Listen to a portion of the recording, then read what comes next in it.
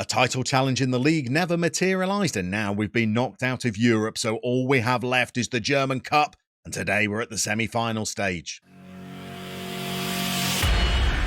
But before we get into any of that, it's late April time now, and we are scouring the job market, looking for our next employers, and so far, to no avail. Worryingly, we're not even getting jobs that we were offered a year ago, because just 12 months previously, we were holding a job offer from Lyon to take over at the start of this season when we moved to Bayer Leverkusen. But when we took the Fenerbahce job halfway through the last season, it cancelled our offer of employment from Lyon. 12 months later, they've sacked the boss that they hired, and we went for the job again. We were offered an interview.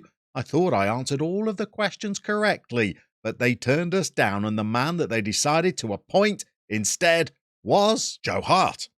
Yeah, Joe Hart. That's right, former Bournemouth and Swansea boss Joe Hart.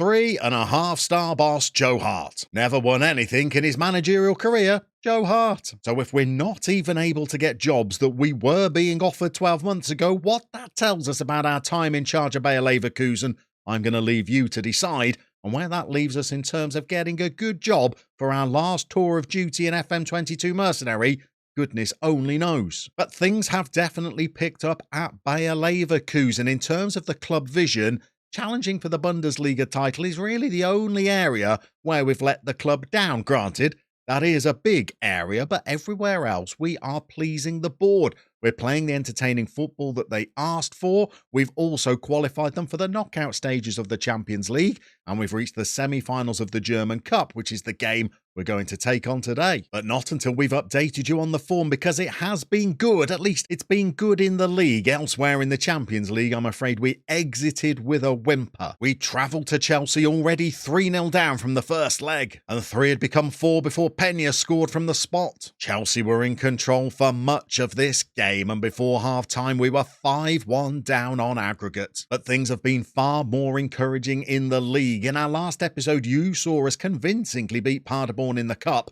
while just a few days later we were also taking them on in the league, and we were playing a highly rotated side. The second 11 did struggle a little. They were initially a goal down and also 2-1 down in the second half, but we introduced some of our star names from the bench. They came on for the final half an hour and they managed to get us level before we nicked the game with just 8 minutes remaining. After the Chelsea defeat, we then took on Stuttgart and we managed to win this game convincingly, with it ending 4-0. And 4-0 against Stuttgart was followed by 3-0 against Augsburg, as we convincingly defeated a team that had beaten us earlier in the season. But then we had a bigger test, and we finally triumphed against one of the top clubs as we took on Dortmund at home, and having taken the lead on 40 minutes, Peña secured our biggest result of the season as he raced through in the second half to give us a 2-0 victory. Against Hamburg, we were 2-0 up, but we allowed our opponents back into the match and needed a late strike from Renier to secure a 3-2 win. And we rotated heavily for our last game against Hoffenheim to keep players fresh for today's cup semi-final, but still ran out 1-0 victors. All of which means we've won our last 10 domestic games, with only defeats against Chelsea in the Champions League being the only blots on our copybook. And in the league, it means that we have climbed up the table. We are now 5 points ahead of Mainz, and we've even gone 1 point clear of RB Leipzig with 3 games left to play.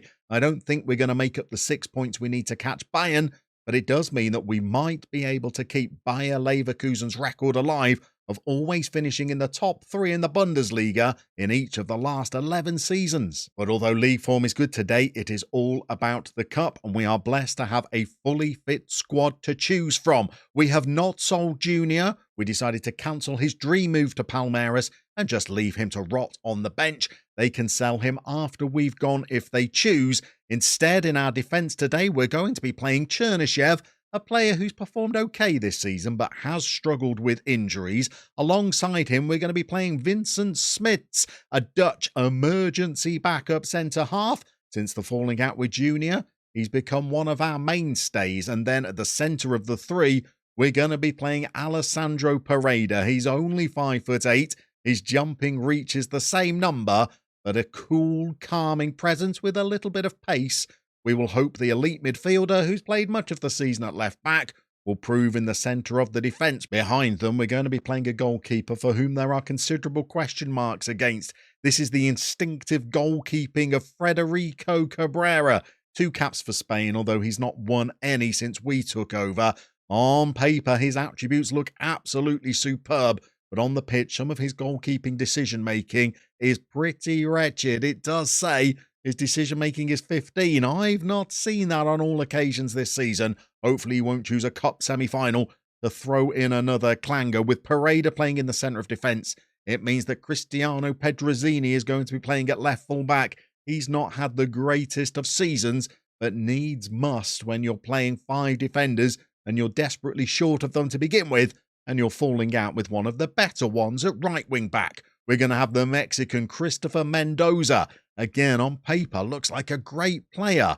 He's not been superb this season, and I very nearly gave the nod to Portuguese Miguel Cardoso for today's game. He's not as highly valued or as highly thought of, but he's played pretty well this season. He may well come off the bench if Mendoza is not performing. I had a slightly easier job constructing our midfield because Fabian Rieder has been a star for us this season. He has 11 assists. He takes lots of our set pieces. He's a world-class midfielder and an absolute blessing. And next to him is a player who's come strong in the second half of the season.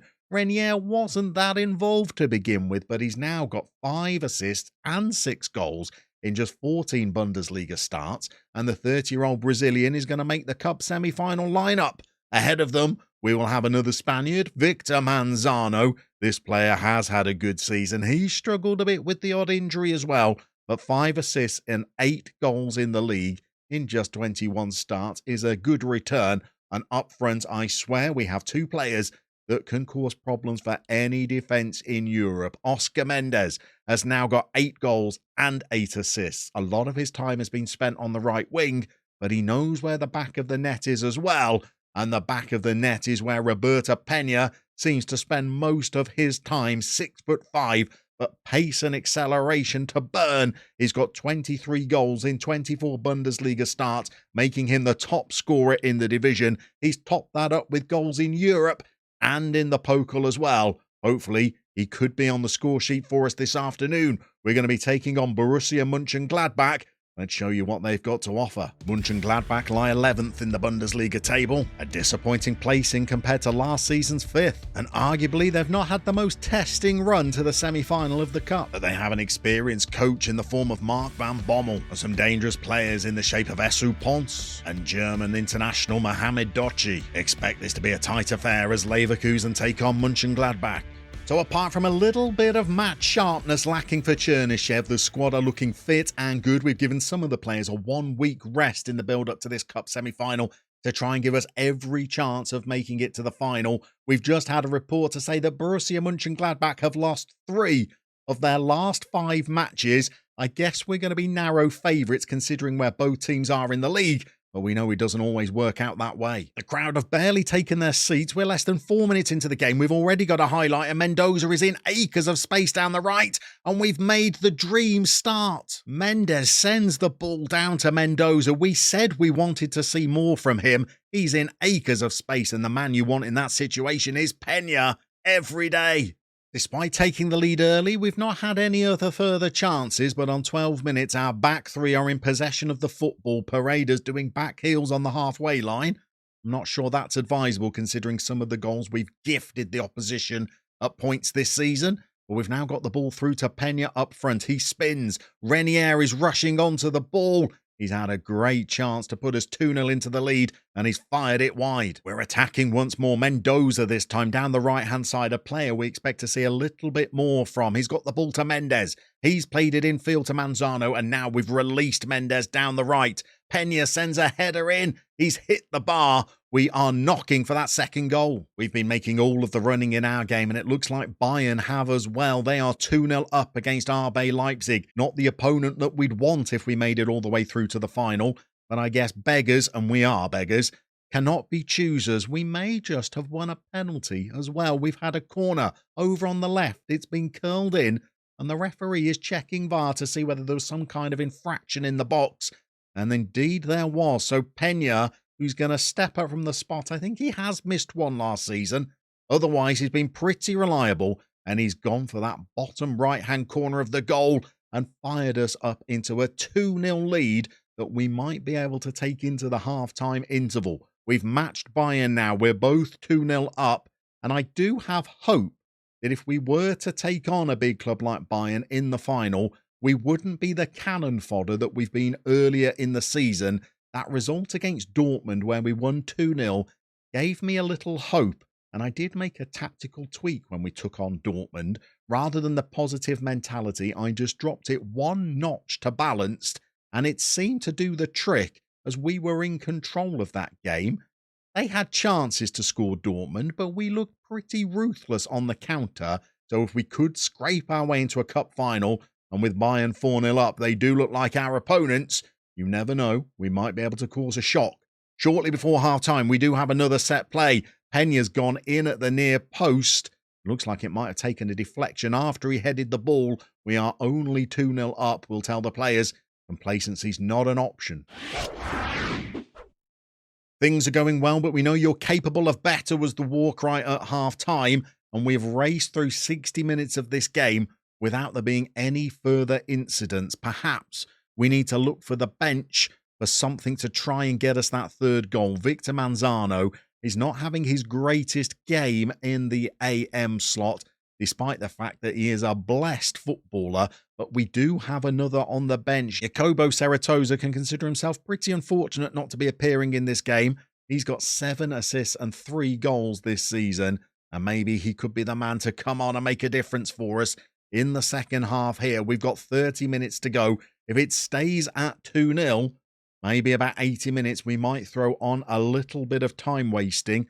Otherwise, we might just allow our opponents back into the game. We are without incident so far. We're going to pause. We're going to make another substitution, and we're going to play for time a little as well. We've made 2 more changes. We brought Junior on in defence for Chernyshев and made another change in midfield where Rinier's come off, and Borussia Monchengladbach are now pressing us. They've got the second of 2 corners about to come into our box. Wang sends it into the middle. Peña at 6'5" is a useful addition to us at the back. He's headed clear, but Monchengladbach come forward again. We've had the chance to tackle them. Mendoza's won it and given it away again, and Wang seems to be heavily involved in the play. They've got him behind our defence.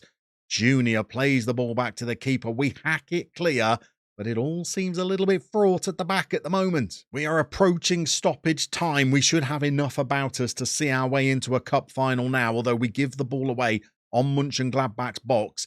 If we were to concede with a minute to go, it would be a nervy final 60 seconds. But we've managed to charge down the cross. It means Monchengladbach are going to have a corner, but it's going to chew up more time.